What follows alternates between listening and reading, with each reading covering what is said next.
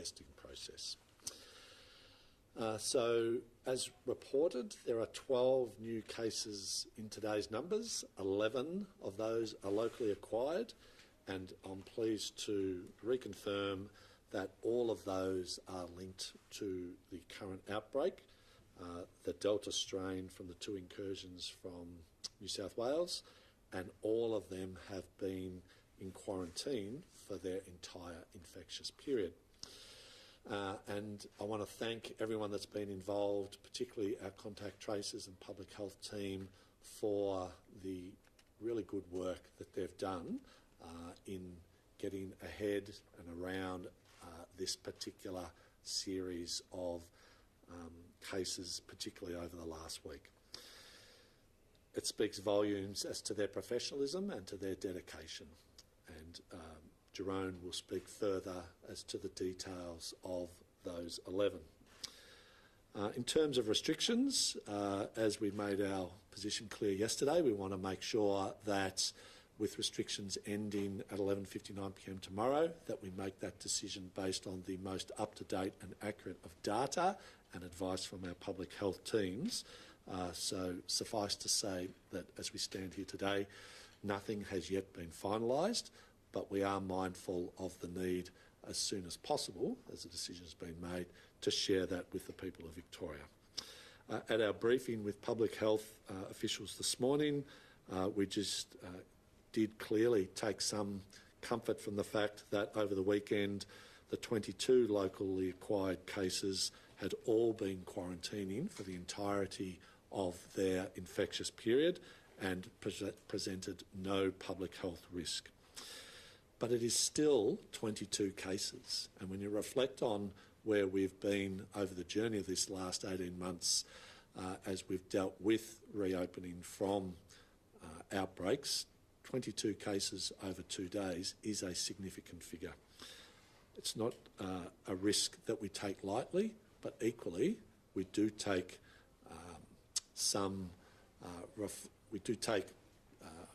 comfort from the fact that they've all been in quarantine for the entirety of their infectious period.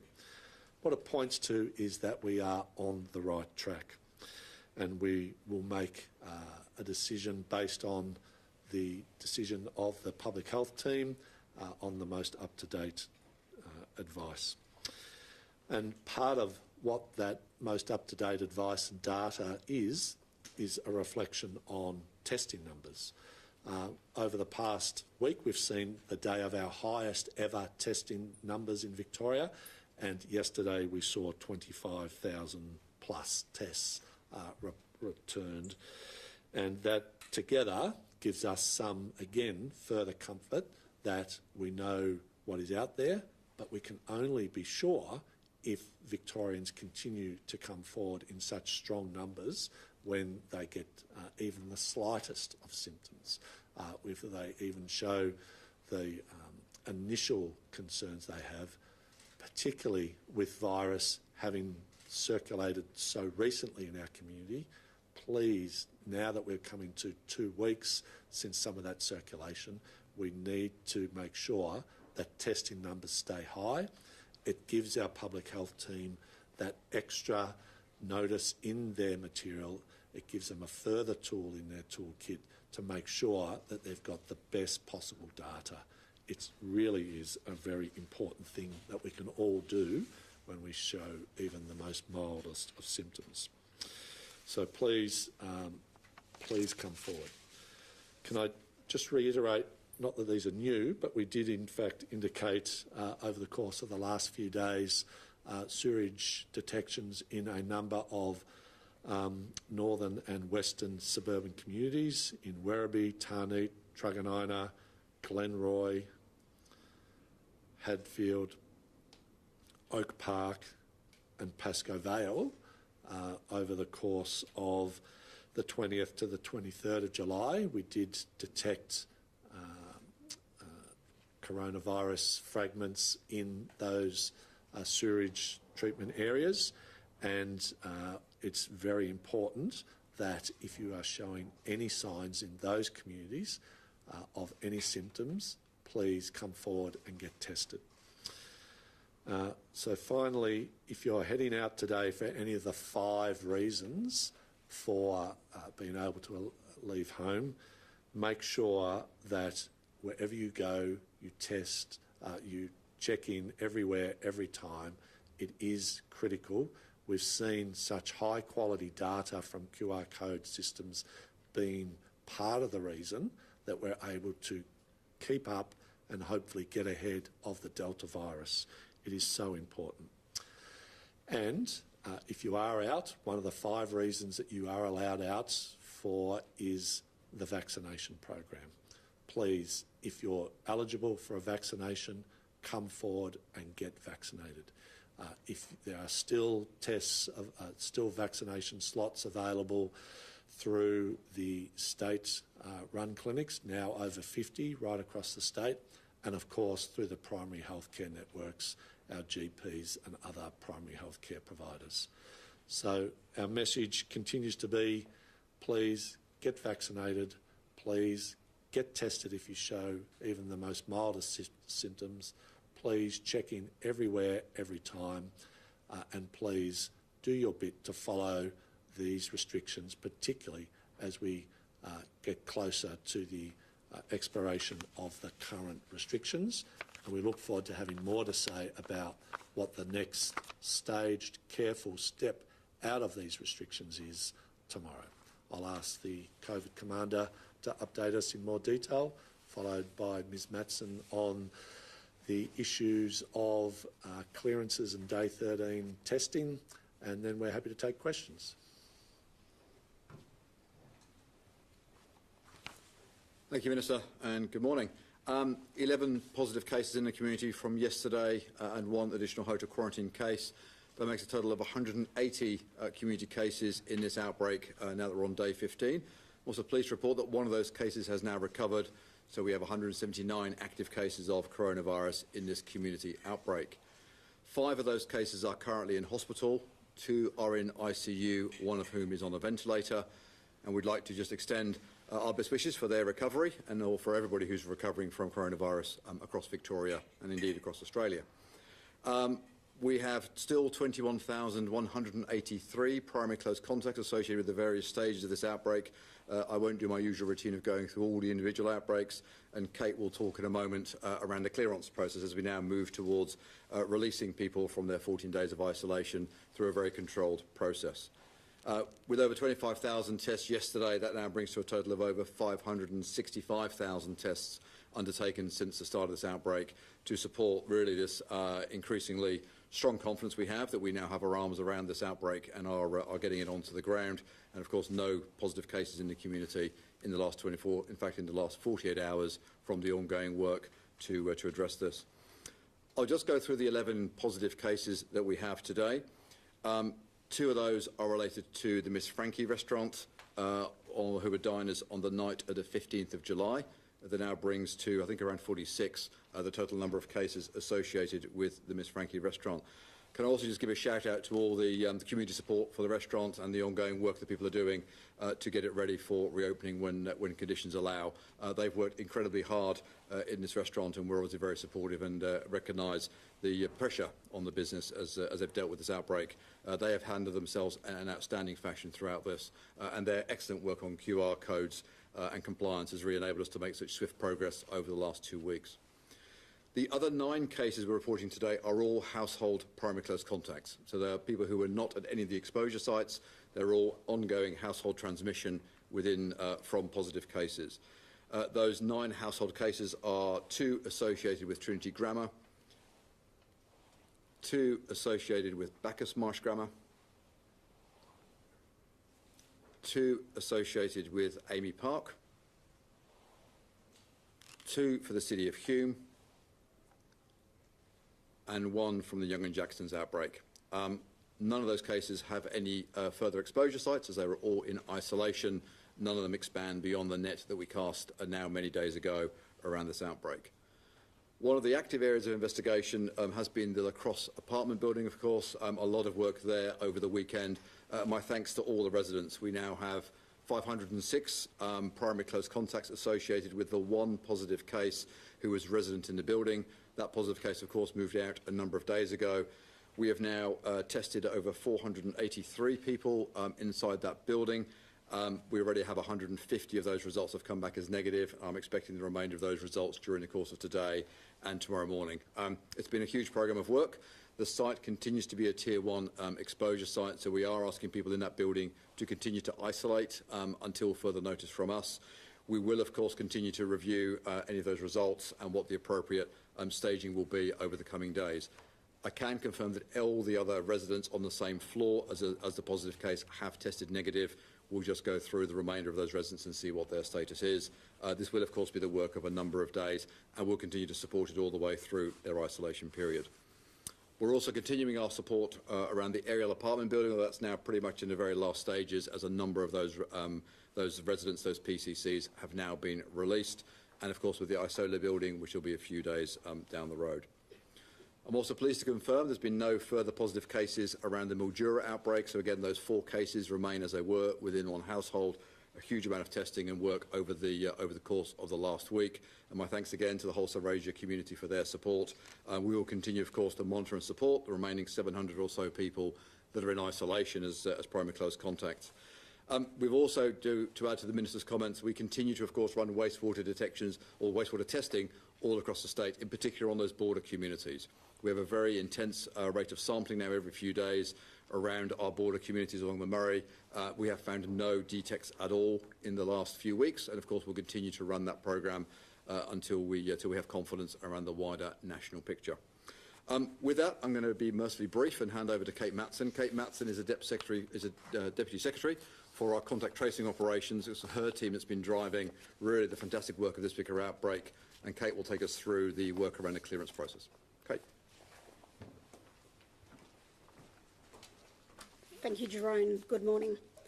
I'd like to start by thanking the tireless efforts of our teams in the department and across our local public health units. As Jerome said, we've had 11 cases today, all in isolation throughout their infectious period. That's on top of the 11 cases we had yesterday, also in isolation during their infectious period, and it's due to the tireless work of those teams that we've been able to achieve that result. Also, of course, I'd like to thank the thousands of Victorians who are currently primary close contacts and doing the right thing to protect their friends, neighbours, families and the community by staying in isolation as a primary close contact.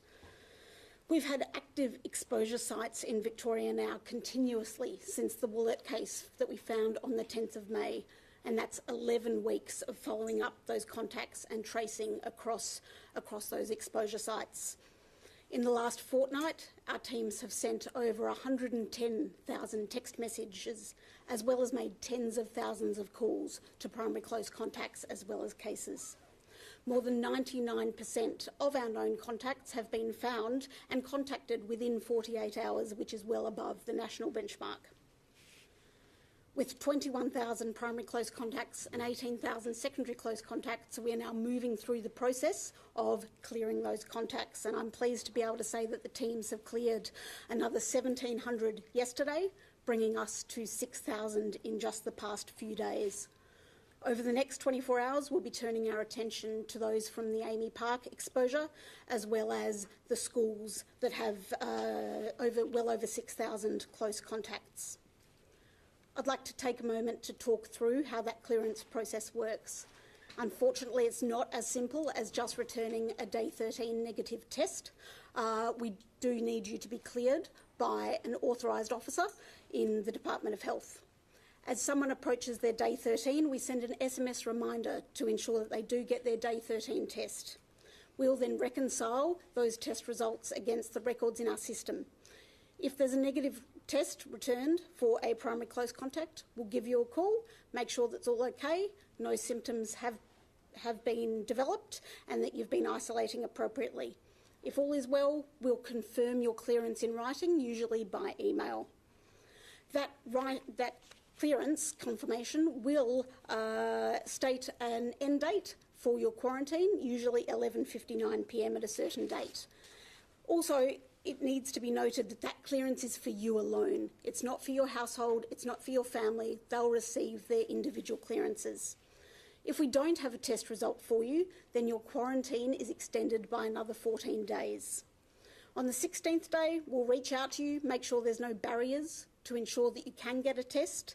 But as mentioned, unfortunately, to protect the rest of Victoria and Victorians doing the right thing, we will need to extend that quarantine period if you don't return a negative test result. Of course, if you return a positive test result, we will support you through that process and make sure that your health and well-being is looked after.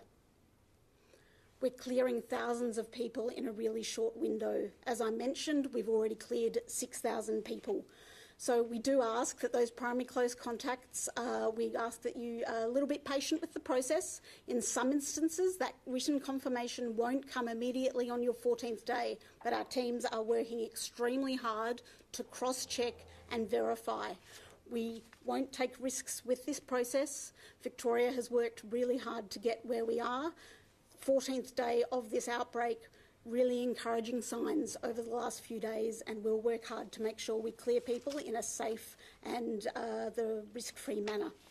I'll hand back to the Minister for any questions. Thanks, Kate. So we're happy to take questions.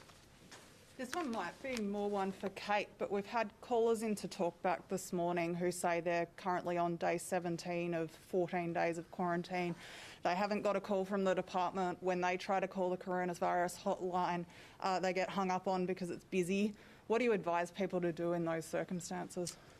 Well, as Kate indicated, we've never seen this level of primary close contacts over the course of the last 18 months, and that's associated with the way in which this Delta variant has played out, particularly at some pretty big events and with some pretty big school communities and other communities.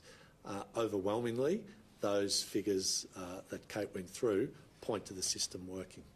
If there are challenges with, be it data, be it with contact information, be it with particular cases, we are of course more than happy to follow those up, and we have been following them up as they've come to our attention.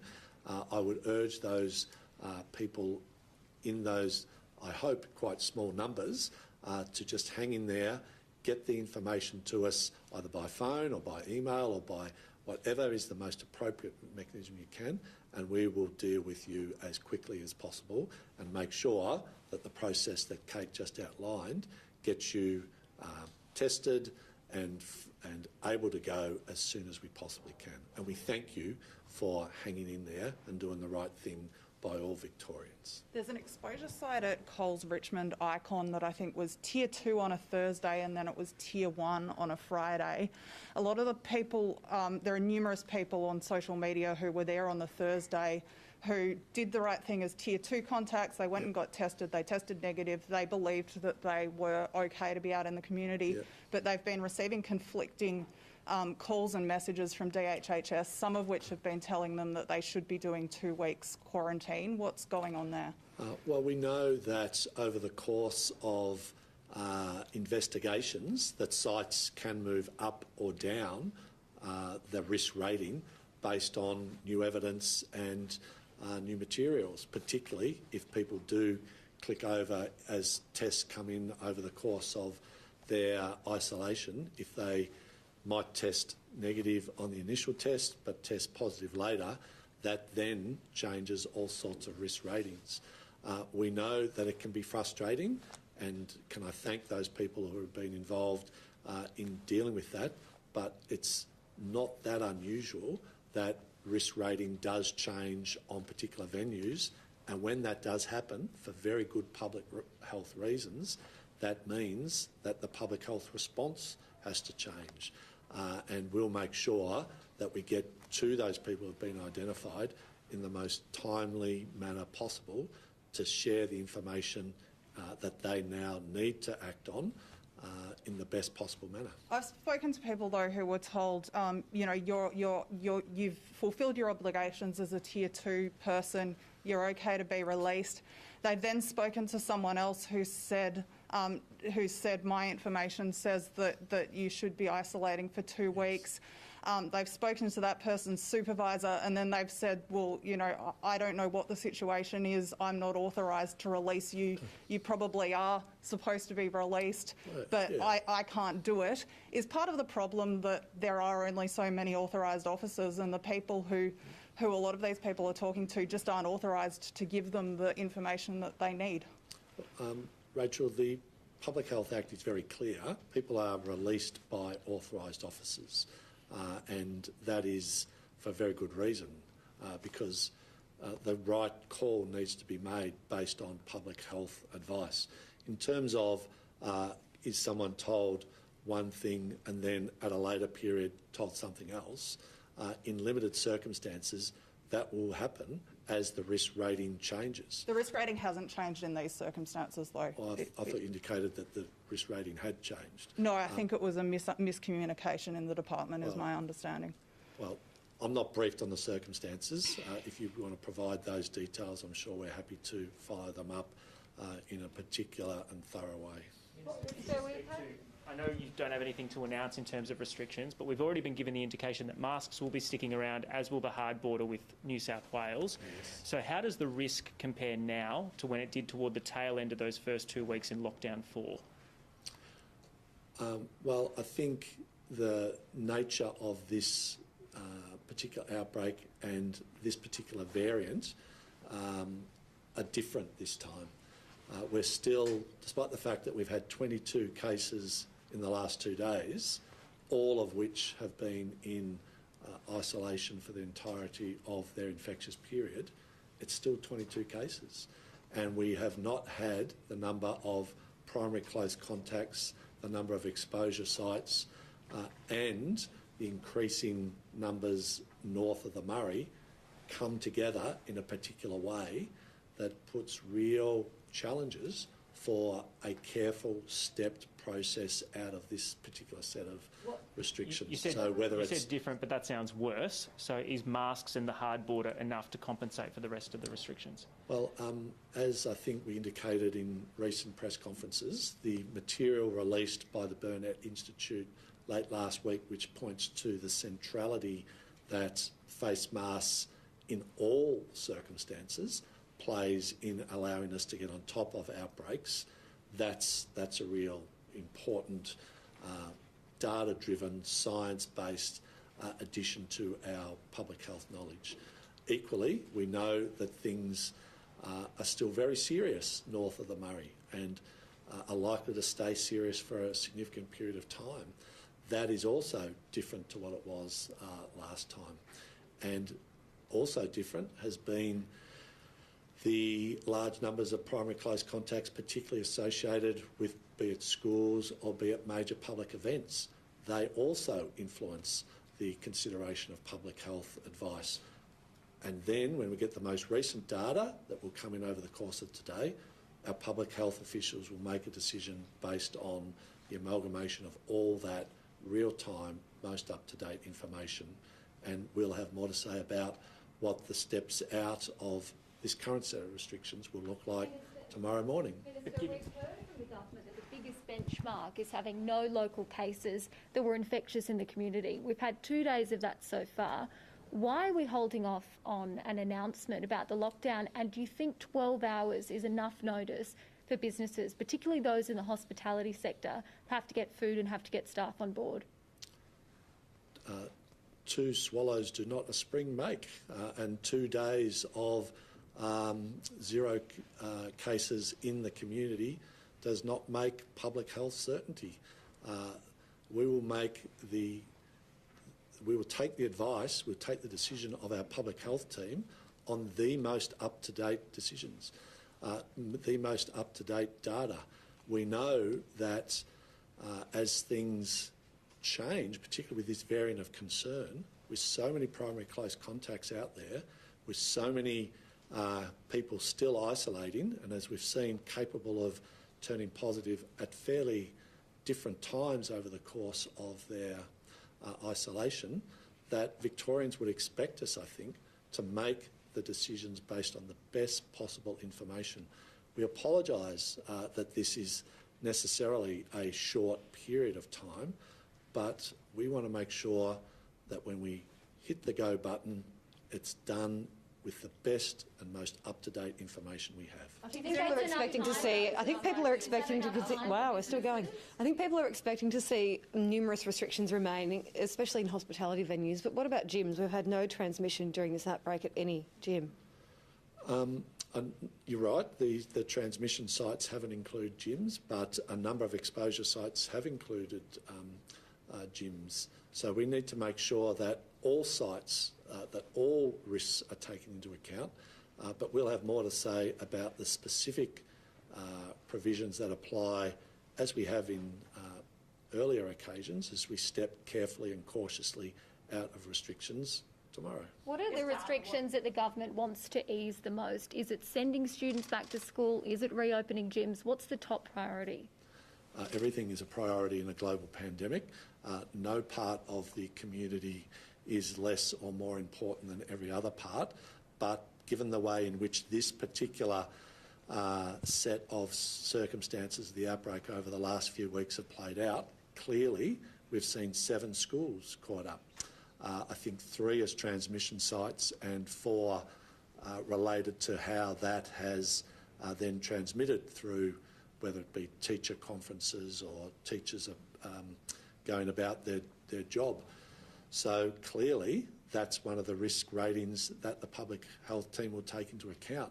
And what a careful stage stepping out looks like for schools, I'm sure will be part of the advice, as it will be for other areas, whether it be gyms, whether it be hospitality, whether it be faith-based services, all aspects of how Victorians want to live a COVID-safe but much less restricted arrangements than they're under now. How are you going getting back the PRAN test results, and what proportion of today's cases were day 13 tests?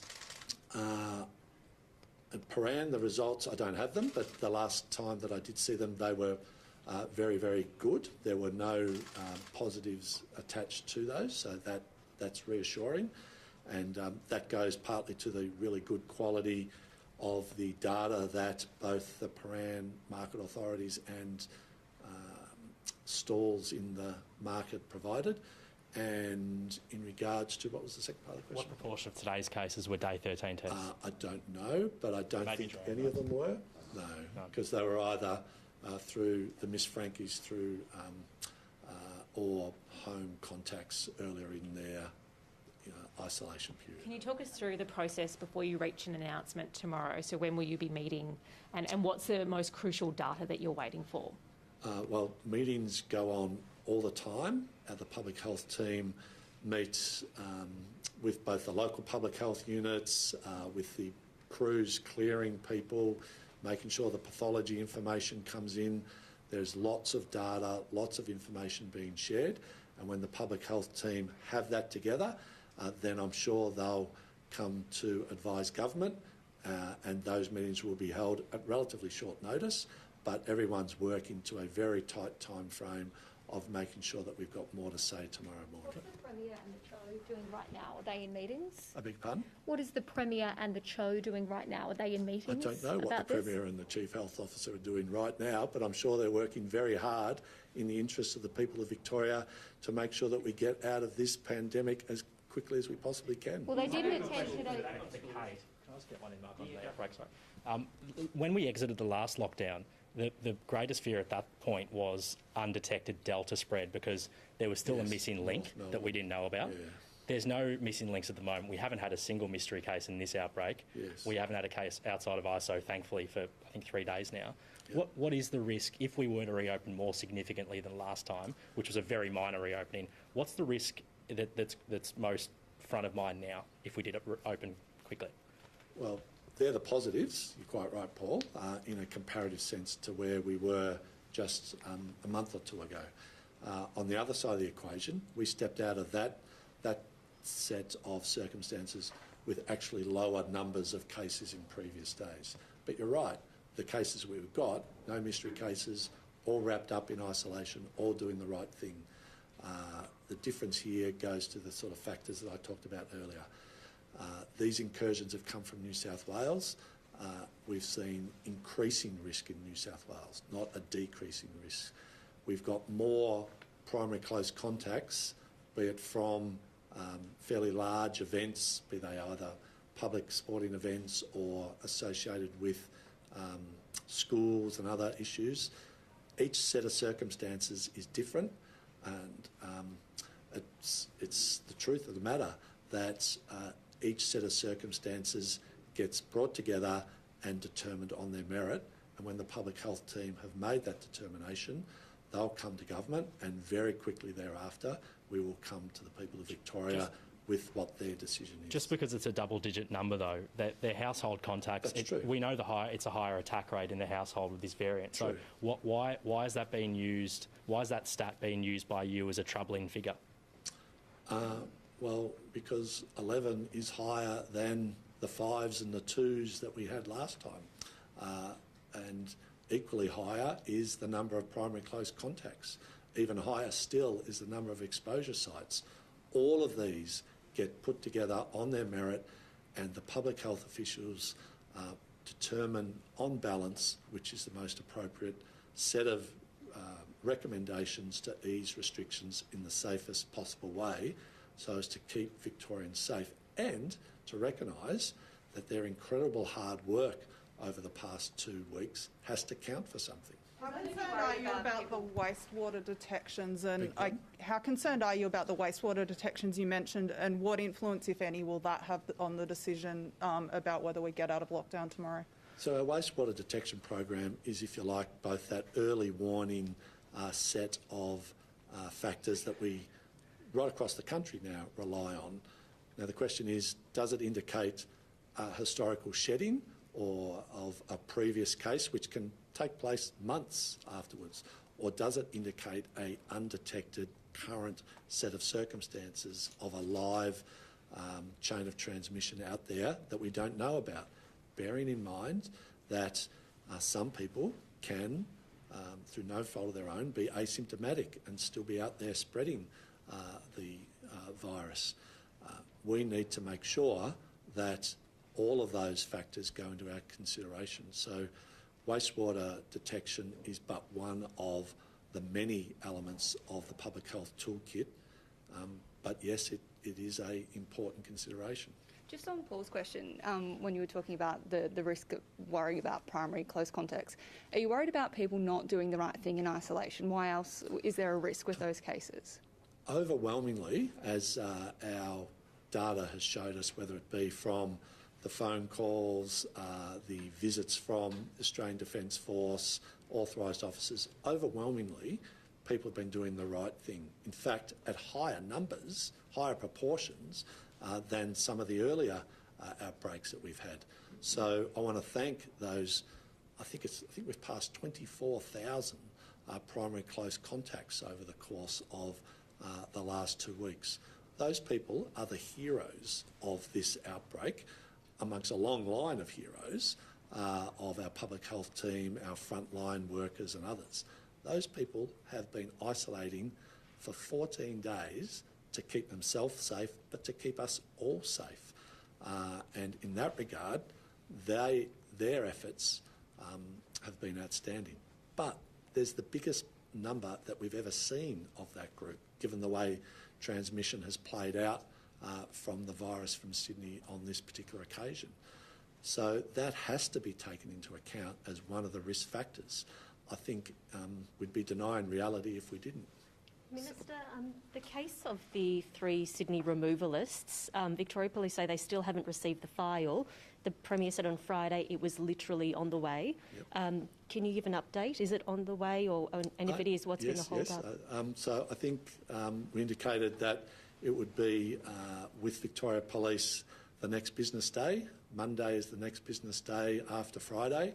I am aware, after having had Vic Pol's comments brought to my attention before this meeting, I double-checked, and we're more than confident that the really good cooperation that our public health enforcement team have been working with Vic Pol will see that file and the related material formally with Victoria Police in the imminent moments. Surely it's a matter of just sending an email. Why does it take a whole weekend in this day and age? You're not using a fax machine. Not just a matter of sending an email, Rachel. If you're going to make sure that the quite specific provisions of the Public Health Orders and the Public Health Act are framed and provided in the most appropriate way that VicPol can make a decision based on that material, then it's got to be done properly, because as we all know, if you get the procedure wrong, then you get the outcome wrong. On Friday, I told the Premier about a case of a Victorian man who was returning from Russia after having some radical stem cell treatment and chemotherapy for MS. Instead of being taken to a medi-hotel, he was taken to the Alfred Hospital, where he wasn't put in a room or given any food until 2:30 in the morning. He's now sharing a bathroom. He's surrounded by multiple nurses. Is this still the best way to treat that man, given he could be isolating at home?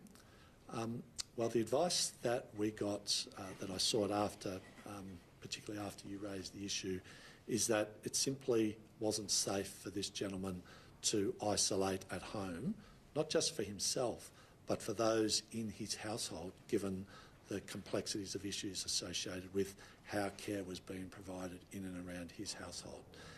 So I totally back the decision of our public health officials to make sure that the gentleman, with his particular set of concerns, is best dealt with in one of our leading infectious hospitals, the Alfred, who are specialists in this area, and I'm confident that not only was that the right decision to get that gentleman looked after and those in his household looked after, but equally that he is now in the best possible location for infection prevention and control, being a specialist tertiary hospital. You don't think isolating at home with his family, who's already been isolating for 2 weeks in preparation for his return, would be a safer outcome?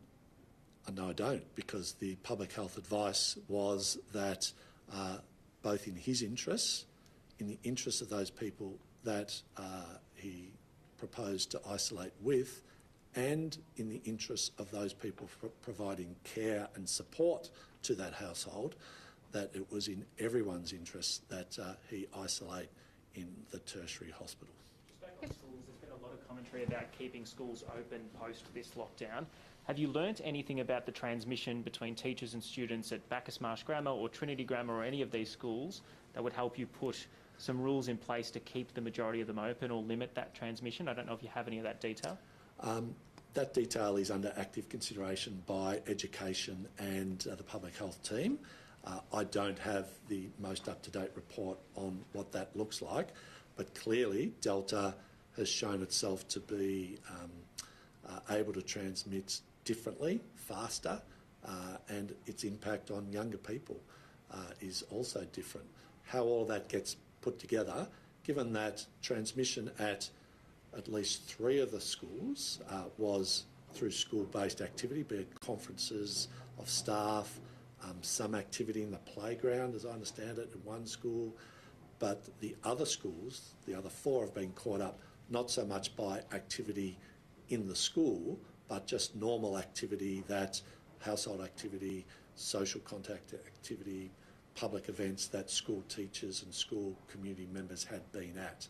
How all that comes together is under active consideration by the public health team and education officials, and that's one of the elements that will go into informing the careful, staged approach that we'll take to the advice from the public health team when it comes to reopening schools. Lockdown does lift tomorrow, but some businesses have to remain closed. Is there going to be more financial support for them?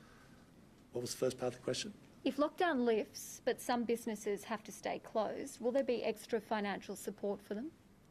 Well, I'm got nothing to add to comments that the Premier, the Treasurer, the Prime Minister, the Federal Treasurer and others have made to business support programs. But I do note that Victoria has spent more than $7 billion on active business support. That support is ongoing, but I've got nothing to add in terms of predicting what businesses will or won't be open as a result of restriction announcements coming tomorrow. Just on testing numbers, I think you said you were pleased with the testing numbers we have at the moment, but they are half of what we saw some days last week. Yes. Is that concerning as we're trying to come out of lockdown? They're still pretty solid numbers, particularly if we're comparing coming out of earlier phases of restrictions. It's not unusual, sadly, when we're able to map how testing has gone. At the start of outbreaks, we see really high levels, quite rightly, as the call goes out, to the point where just last week we had our largest single day of testing in the course of the 18 months of this global pandemic. What I'm really pleased about is that people have the confidence that the still 98, 99% turnaround the next day gives us the certainty that firstly, you're going to get your result really quickly. On the one hand, I think it's now over 500,000 people that Jerome pointed out during the course of this outbreak have come forward and got tested. That's over 1% of the Victorian population have come forward over the course of the last little while to get tested. That's an extraordinary figure. And then, on the other hand, that really up-to-date information is part of the data, part of the advice that goes to our public health team, all goes into the melting pot of what public health decisions come out from. Minister, how much is being spent on an ad campaign in Sydney basically saying don't come to Victoria? Well, since we introduced the traffic light system of restrictions, we've made it a feature, which was January of this year, we've made it a feature of advertising what those restriction systems are and what the traffic light system for entry to Victoria has been. So there's nothing new in that. What is new is the fact that the level of risk in New South Wales has gone up considerably to the point where now our public health team identify New South Wales as an extreme risk zone. So I think it's only fair that we bring to the attention of people who might think for whatever reason of coming to Victoria that they can't, that the exemption process is pretty tough and what the new rules are. So do you have a dollar figure? Beg your Do pardon? you have a dollar figure? Do I have a dollar figure of it? No, but I'm sure as part of the wider communications budget, we can get that at the appropriate time to you. Kerry Chant has just spoken in New South Wales and she's saying that AstraZeneca is going to be available in their state hubs quite soon. I know the level of risk there is clearly much worse than it is here, but we know how quickly an outbreak can get out of hand. Is there consideration being given to AstraZeneca being delivered in our state hubs? And would you encourage more Victorians to take up AstraZeneca given the risk of Delta? Well, AstraZeneca continues to be available in our state hubs. I'll be getting my second AstraZeneca jab Thursday at a state hub. For over 60s though, I mean for everyone. Yeah, of course. I'm not over 60 yet. But in terms of the arrangements that we have in place, we welcome the ATAGI updated advice over the weekend, which points to AstraZeneca being a really solid, effective vaccine that stops you getting sick, prevents you being hospitalised, can save your life, and can have an impact on transmission rates. At the moment, in terms of how that risk advice from ATAGI applies, it applies in the sort of circumstances that we're seeing in New South Wales. We'll enter into really productive discussions, I'm sure, with our advisors from ATAGI, with our primary healthcare partners in GPs and pharmacies and our state centres. And if there's more to say on that, we'll have more to say. So do you welcome that updated advice only for people in a situation as bad as New South Wales, or would you welcome similar advice for Victorians? Well, fortunately, as we stand here today, Victoria is not in the same situation as New South Wales, but I think ATAGI are doing a really good job and that their information continues to reflect the changed risk circumstances. Our public health officials, our primary healthcare provider partners and others will look at that advice, and if the mechanism via which we change the practice of how AZ's delivered, we'll have more to say very soon. Is there any ongoing concern that cases might emerge from Saturday's protests? Oh, clearly, we do remain concerned that any incident where public health orders aren't followed places not just the people who participated in any events that don't follow the orders at risk, their family members, their community members and the wider community. So that is, of course, one of the elements that the public health team will take into account in the recommendations and the decisions that they bring forward. If I may, we've heard a bit about the decentralisation of contact tracing and the use of local health units with that. Can you talk us through how that works and how it might have, led to more successful contact tracing than previously? Yeah, absolutely. So we established the 9 local public health units late last year, starting in the regions. People may remember dating back to, the colic outbreak was the genesis of that decision. And we work centrally with our people on the ground. It's changed the response in that those local public health units know their communities best. They can understand their communities. They've got bicultural workers and people of local communities and so on to improve the response. Certainly, the work hasn't changed. It's a tireless and dedicated response to trace all contacts and get into case interviews very, very quickly. As I mentioned before, we are contacting people within 48 hours 99% of the time, so it's a very strong response, and the public health units have helped with that. And just quickly going back to that Coles Richmond icon, I'm aware of at least 10 people who were at that site when it was a Tier 1 site on Friday the 16th. They only realised that it got changed to a Tier 1. They only realised that through looking, they didn't get a text saying that, they only realised that through looking at the website. And for some of them, even though they've tried to contact DHHS repeatedly, I'm aware of someone who wasn't contacted until this Sunday, so 9 days afterwards. Thankfully, they were doing the right thing and isolating, but why would something like that be happening? We thank everyone for keeping up to date with the exposure site website. Things can change hourly there, and so the latest advice will always be posted on our website, and thanks to the thousands and millions of Victorians who've been doing that during this outbreak. I don't have specific details with respect to that Coles site to hand, but more than willing to look into that and follow up with anyone who may be affected. There seem to be a lot of Tier 1 people who aren't getting that phone call from DHHS. Obviously, 20,000 close contacts are a challenge for you guys to deal with, but that's not ideal, is it, if people are waiting days for that phone call? And it could well lead to people not realising and being out in the community, couldn't it? We really encourage everyone to use the QR code data system. If we have details and we have the right details, we access that system really instantaneously once we find out about it through case interviews. So we then issue text messages to those affected customers or patrons. We follow that up with a phone call. Obviously, we can get a text message out far quicker than we can a phone call, but a phone call will always come. Again, we encourage people to stay up to date with the exposure site website so that the right people are isolating and protecting Victorians. My understanding is that a lot of these people did check in using the QR code system, but they still didn't receive a text. I can look into that if you have details.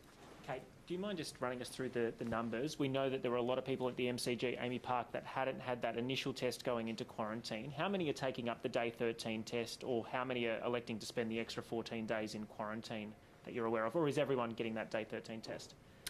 Look, at the vast majority are. We've already cleared over 1,700 people from the MCG. A large number of the 6,000 contacts we have cleared over the last few days relate to Young and Jackson's and the MCG. Day 13 for Amy Park is today, so I don't have those numbers to hand. But for the MCG, do you know as a percentage how many have taken that up? I don't have that as a percentage at the moment.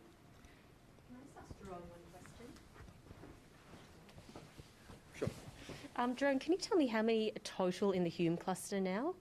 So there's a total of 17 cases now in the Hume cluster, over 5 different households. And sorry, I don't know if this is a question for you or the Minister. There's no priority phone line for positive cases to call.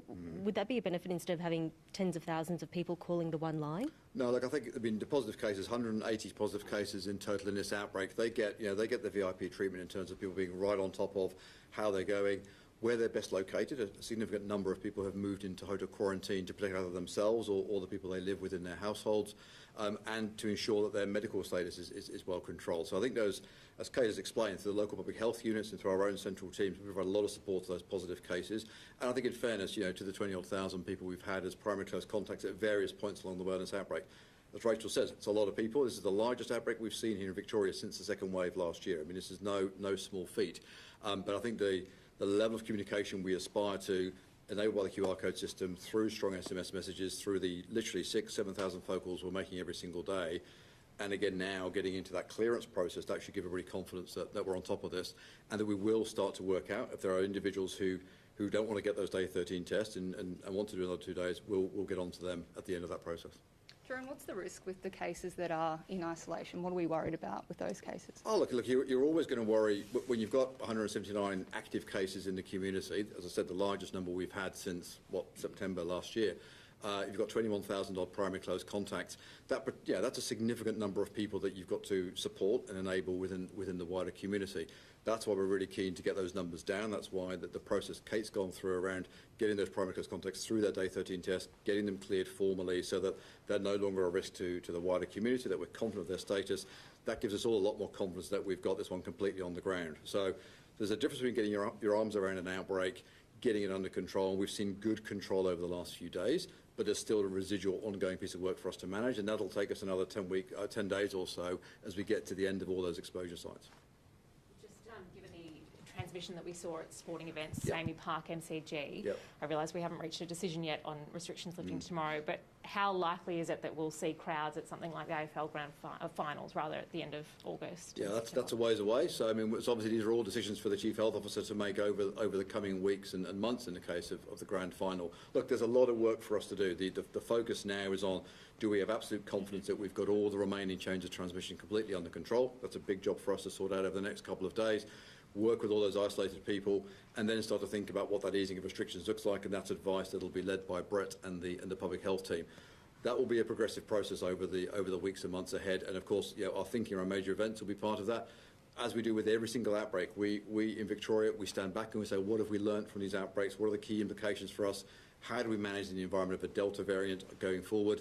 And there'll all be decisions to be made over the coming days and weeks. Can I just ask on the new freight rules? Has there been good compliance with the new freight rules from the trucking companies? And I just want to understand exactly what those rules are. So they're required to get a test every 3 days. Yep. How is that policed? And is that policed by, is it policed? Are there any other rules for what these companies or individual drivers need to do? Yep. Can they stop at places in Victoria? Mm-hmm. There's a fair bit in that, Paul. So look, I think we've seen fantastic support really from the freight industry, particularly the big end of town in terms of the big, large logistics firms that are moving freight backwards and forwards over the border as part of the national supply chains. The new requirements we put in place about a week ago is it does require for this 2-week period that we're in now for those drivers to be taking tests every 3 days. There's a permit system that sits around that. They're also required to carry a letter from their employer indicating the nature of the freight and why it's so urgent that it needs to go over the border at this point in time. And they're required to abide by a code of conduct when they're interstate, particularly around ensuring it's minimal human contact drop-off. So we're not talking about removalists doing 5-hour jobs in apartment buildings. We're talking about Coles lorries dropping off freight through their distribution centres where there's almost no human contact at all. It allows those drivers to use masks, sanitation, to go and get fuel, to go and get a pie, do whatever else they need to go and do. But it's all about minimal contact and protecting them and, of course, protecting the freight industry. So are there negative tests checked at the border? Yeah, so the obviously through the VicPol operation, I mean, they're checking literally 2,000, 3,000, 4,000 movements a day of both personal cars but also freight movements. They're asked to be able to demonstrate the negative test within the last 72 hours and the necessary documentation from their employer. Can you just talk us through what we've learned in the transmission of schools and what might need to change in those settings going forward? Yeah, look, I think we've had a number of significant school outbreaks in this particular last 2-week period, and being quite different in different types. I think, as the Minister's alluded to, we've had some cases where we've seen significant transmission amongst staff cohorts, so staff coming from particularly the sporting events into the staff community and transmission through staff. We've seen some evidence of staff transmitting to students. We've seen more predominantly staff transmitting to households and then particularly through children to other children. So we've seen all those types of transmission, and one example I can think of, a student who went to the MCG and who had subsequently infected other classmates. So we've seen all types of that transmission. It highlights again the highly transmissible nature of the Delta variant. It also highlights the importance of good records, understanding who's in those school environments. The fact that we were able to get our arms around 2,500 strong school cohorts so quickly for Bacchus Marsh Grammar, for Barwon Heads Primary, for Trinity Grammar and others is because the schools had good records and the school community worked together. So we have a much We have much more confidence in those kind of environments that we can manage those risks than we do where we don't have those controls in place. All good? Thank you very much indeed. Thanks, everyone. Thanks, Jose.